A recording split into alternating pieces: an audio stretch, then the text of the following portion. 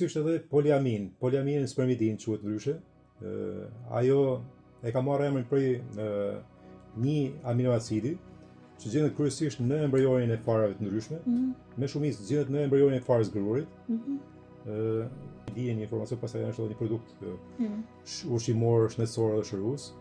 Kur kam studiu historinë e Leslie Kenit, është një pedagoge në Oxford, moshën rreth 35 vjeç, diagnostikohet me lupus, me një sëmundje autoimune shumë të rrezikshme në atë kohë, në këtë kohë. I japin 7 vite jetë, jo më tepër. Çfarë bën kjo? Kjo ishte një fëmijë, një familje përzir japoneze dhe britanike. Nëna japoneze dhe babën britanik. Edhe nëna e konsulton, i thotë, shiko, mundesh më shku te arkivi perandorak i familjes perandorakit të Japonisë, edhe shiko se si ato janë trajtuar, si kanë marrë trajtimet shëruese. Studion 6 muaj rresht, ngulur aty te arkivi. Edhe shef se themelore ishte embrioni i grurit. Në gjithçka, çka kishin ato një shqetësim ose një problem, e trajtonin me ekstraktin, me vajin ose me embrionin e grurit direkt. Këtë embrionin e grurit, unë e kam has si dije edhe para një 10 vitesh. Po jo si ekstrakt.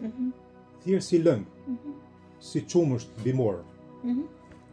E kam përdor për vete për shërim, krahas edhe me lëngun e barit grurit.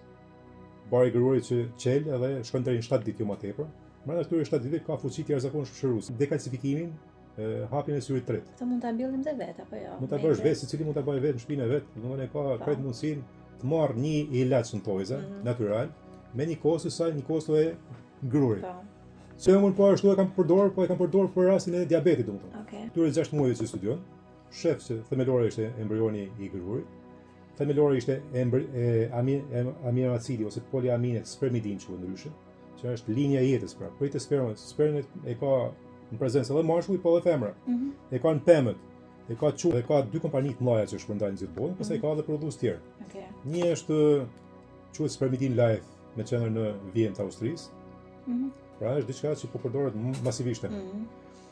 Ajo bën të mundur si produkt autofagjin ose vetshërimin, vetkorrigjimin e qelizave.